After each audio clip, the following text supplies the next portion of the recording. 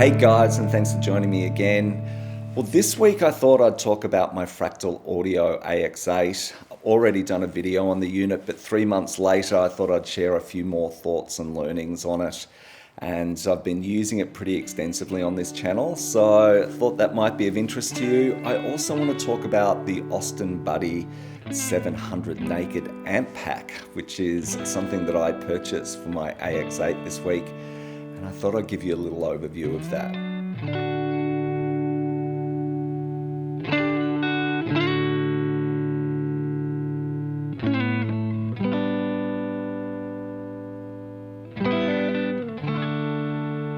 So after reading quite a few positive reviews for the Austin Buddy 700 Naked Amp Pack online, I decided that I'd actually bite the bullet, spend my $58 US and buy the pack and download it.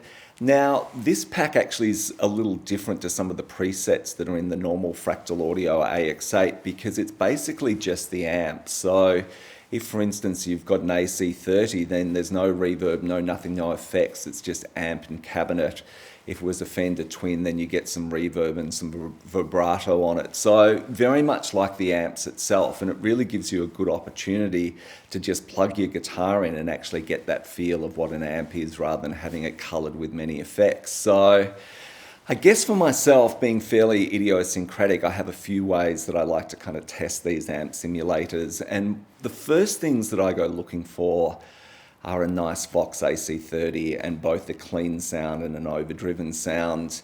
And one of the things I really like to do when I'm rehearsing with mates or playing live is to actually plug my acoustic guitar into an AC30. And I guess that idea comes from what the Beatles used to do back in the day with John and George with their Gibson J160Es, and they used to plug them into their Vox amps. And what sounds particularly good is my Gibson J200 with a Fishman Rare Earth Blend pickup. So here's a little bit of that sound played through the normal channel on a Vox AC30.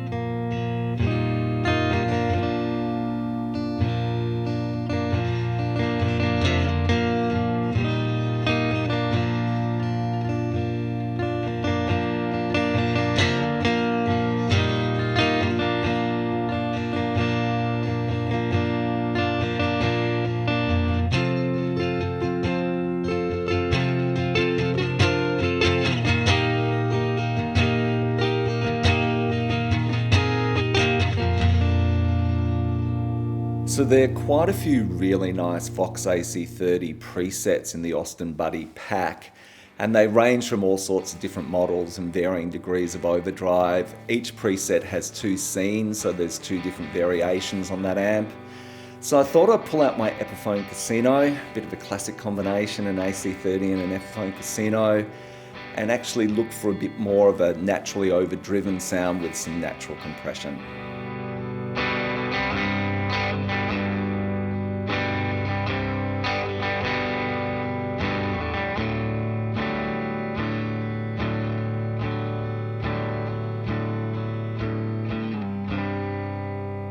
So after looking at the Vox AC30s, the very next amp I go looking for is the Fender Deluxe Reverb Blackface. And again, there's quite a few presets in the Austin Buddy pack.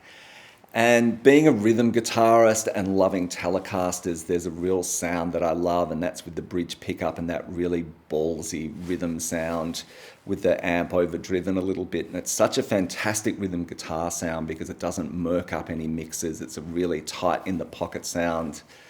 So here's a little sample of that.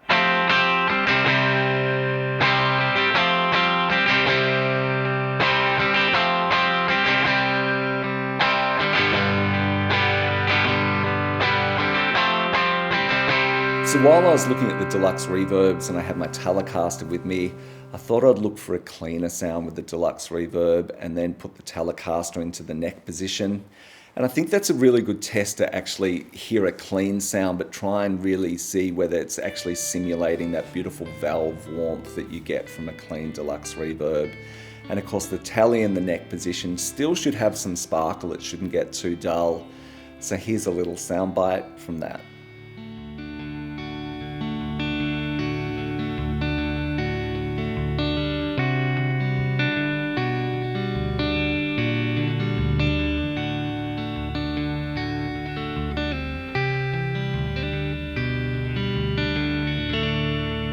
So in this video, I want to give a few extra thoughts to my Fractal Audio AX8 because I've had the unit now for 3 months and had the chance to use it pretty extensively across a few different projects, from rehearsing, playing live, to actually the production of this channel. And I've got to say, I really love this unit. It's a really stellar piece of equipment. And if for some reason I lost it, I have no hesitation buying another one again.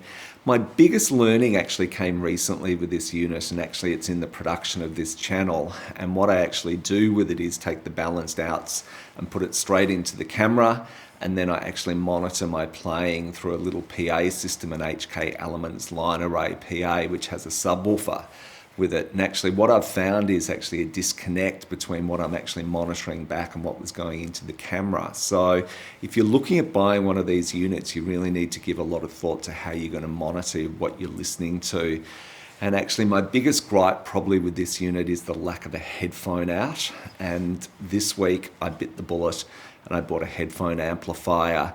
And actually on this video, I actually referenced the monitor out with the headphones, and actually it's a much more accurate way of being able to hear what you're playing, and I think it makes a huge difference. So that's been a little bit of a light bulb moment for me. So if you have any thoughts on the video, please leave them in the comments section. I always look forward to reading those, and I look forward to seeing you again on another video really soon.